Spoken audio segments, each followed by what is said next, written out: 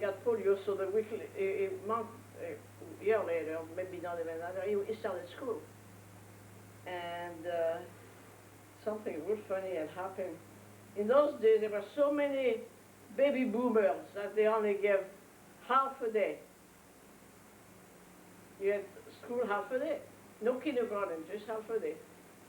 So his teacher, I don't recall her name, and we got acquainted, and she said, he will come and he'll do his work, and then he will take it back to her desk, and he said, I'm all done, I'm going home.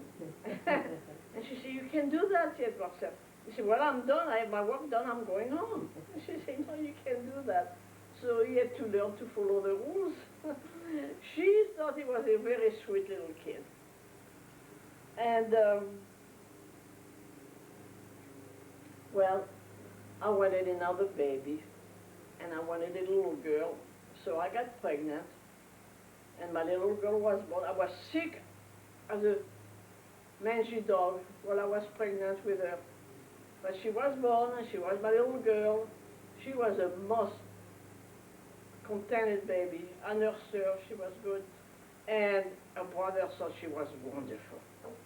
He used to push her in a buggy, and he said, that's my little sister. Her name is Denise.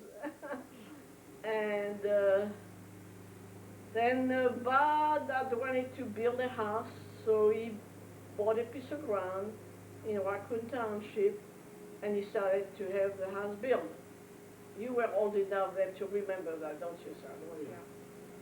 Yeah. And I had told him, I said, okay, you want to build a house in the country? Fine. But before I move in the country, I have to learn to drive so I can take my kids to the doctor, to go to school, go to the grocery store. Well, never let your husband teach you how to drive. It was a nightmare. So I said, something nasty. I said, you go to hell. I'm going to go and to driving school. He said, good. I went to driving school, passed my test the first time. I told him, I said, see, I passed my test and nobody told me I was stupid. But anyway. And I had told Bob, I said, all right, I'll move to the country, but I have to learn to drive, and I will not move in a new house until everything is finished. Because I had lived in the little old house with 2x4s, and I didn't want to go through that again. So he said, okay. The house was sold a lot faster than we expected. And the people said, yeah, you can stay there. You just pay our mortgage, which was a lot more than what we had paid before. And that didn't go very well with Bud. It was very close to his pennies. And he said, no, no, we have to move. I'm not going to pay, I don't know, it was maybe like $50 a month. I'm not going to pay their mortgage. And so we're going to move. So instead of moving in a house that was half finished, I moved in a house that was not finished at all. There was no floor, a plaster on the wall, and the floor was covered with plaster, and Didi was crawling, and her little arms peeled off because of the lime in there. No kitchen. The kitchen was in the basement. It rained every night. The water will run through the basement because it was not finished, and I would get up and put my boots on and cook breakfast for my husband before he got to work. And I kept thinking, this is not what I wanted to do. Well, to make a long story short, eventually the house was finished and got better. And then... So you were living in the house while Bud was working on it, and he had other contractors come in, or? Well, not very much. He had the roof put on by a carpenter because he couldn't do that. He had the electricity done by a friend of ours, and he had the plasterer, because in those days we plastered houses. We didn't have drywall, it was plaster. But there was a long way to go. The floor had to be put in, the bathroom, the kitchen, and it was not very much fun. Frankly, it was not. And I walked right along with him. And then my little girl grew up, got to be 6 years old. She started to go to first grade, and he was in high school. And he got along fine there. He made friends there. He joined the Scout, and he started to go to Sunday school. And we were establishing our roots there. And then I went to France to spend the summer with my little girl. He refused to come. He didn't want to leave his friends. Do you recall that? Yeah. Yeah. And I said, well, if you don't want to come, you're going to have to stay here with your dad for all summer. And so his dad took him to his grandmother when he went to work, and then brought him back and stayed with him and worked in the garden and all that. Well, when I come back home, I had a call from Bud said, you better call Geneva College. They want to talk to you. So I called. I just got back. And they needed a French instructor desperately. So they had called the high school. At the high school, they knew me because I had gone there. And I knew the French teacher very well. I had done a little bit of teaching. And went to see Dr. Clark. And he said, Mrs. Connell, would you like to help us with French this year? I said, well, okay. And I thought it'd be a year. Well, I was there 20 years. But it was a wonderful experience. Just loved it. I love my students. I love the faculty. I love the atmosphere of the college. It was a great, great experience. And then Bud had a heart attack, and then he had another heart attack, and decided to retire.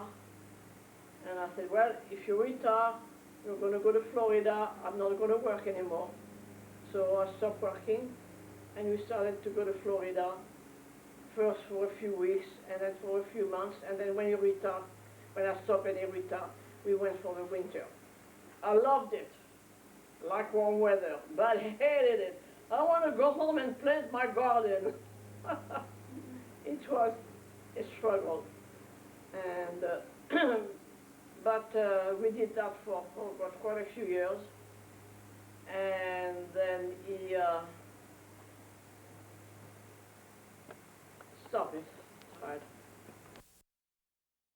Going to Florida for the winter was a delight to me, since I detest cold weather. But was rather negative about everything. Wanted to be in Florida when he was in Pennsylvania and vice versa. But I prevailed, and we spent the winters in Florida. Well, as it happened sometime, in 1997, Bud went for a regular checkup at the doctor, blood tests and so forth, and they discovered that there was blood in his leaking somewhere. So they took battery of tests, and they discovered the tumor in his colon, and that he had to have surgery. And then when they did more tests, they discovered that he had an aneurysm in his abdomen, which is even more serious. So they really didn't know if they were going to do one, and then later another one, and they say, we'll decide when we go in. So he was in surgery for a long time, and when he came out, they put him in intensive care for about a week. And it was not easy. I think that too much anesthetic affected his mind. So he seemed to recover, but he never was like he was before. And slowly, it started to deteriorate, and We had a house and an acre of ground and a lot of work to be done, and he just could not do it any longer, although he said he could. He said, "You don't not selling my house." And I said, "Well, but you can do the work." "Oh yes, I can do anything I want to." Well, that was talk. But since his mind was getting more fuzzy all the time, I guess I had to wait till he didn't know really what was going on. And I decided to put it in the hands of the real estate, which was really the easiest thing I'd done, because she took care of everything. It was a man and a woman. They took care of everything. And when people would come to see the house, Bud would say later, "You know, they were nice people. They came to see me, but I don't remember them." And I say, "Well, they remembered you." So anyway, the house was sold very quickly. About 6 weeks, the house was sold. And then I had the enormous job of getting rid of 45 years of accumulation of things. And I still don't know how I did it. But eventually, everything was sold, the house was sold, and I decided that our best bet would be to go back to Florida permanently as resident of the state of Florida. So I went down and I bought a bigger unit, so it would be more roomy and easier for Bud to get around. And when he came down, he liked it a lot, so we established ourselves. It was in the same park. We had good friends. We had a good church. And I started working as a volunteer at hospice, because they came and helped me when Bud needed to be bathed, because I could not bathe him. He would fight me all the way. And when another woman came to bathe him, she would say, "Mr. Conner, will you please lift your leg?" "Oh yes, honey." But when I told him, "Lift your leg," "I don't want to." Which is a common thing between sick people and family. So, and it was a long struggle. He was sick for almost 5 years. And the last 2 years he was in diapers. And I don't wish that on anyone. It is a horrible way to finish your life. But it was done, and all my friends say, "You have to put him in a nursing home." And I said, "I will when I think I'm ready."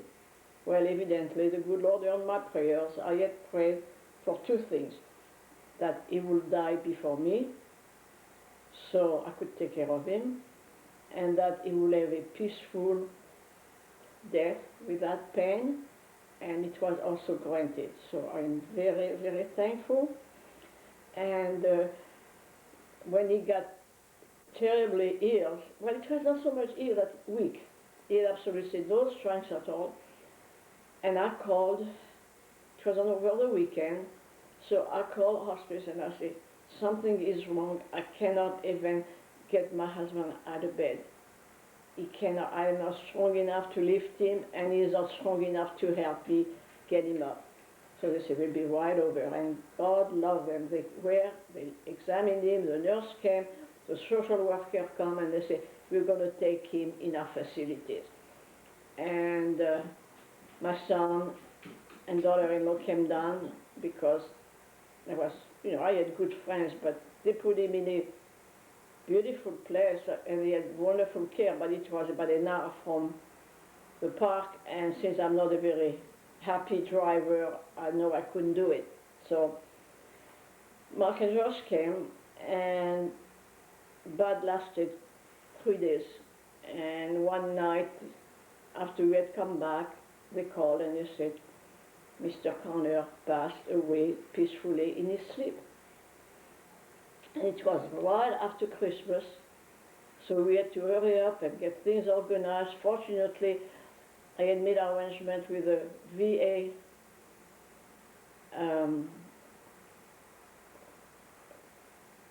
Veteran Administration, who took care of funeral in a national cemetery within Bushnell near Tampa. And I had paid for the funeral. By the way, before I forget, I paid for mine too, so my kids won't have to worry about that. And so we had the funeral day before New Year's, and the granddaughters came, a grandson, my daughter's older son came, and he was buried. It was a beautiful day, and he was buried in a national cemetery, a beautiful, peaceful place. And every time I go there, I am thankful that it is such a nice place. And I have no regrets at all. My life is pretty close to the end. I don't know what's going to happen, but it's up to the good Lord. I'm ready to go anytime He wants me. I think I have more people on the other side than here. And when I look back on my life, I think it's been fulfilling, busy, at times very painful, but somehow I lived through it, and I love my family with all my heart, and I have wonderful children, grandchildren, great-grandchildren, and for my last word, I say God bless.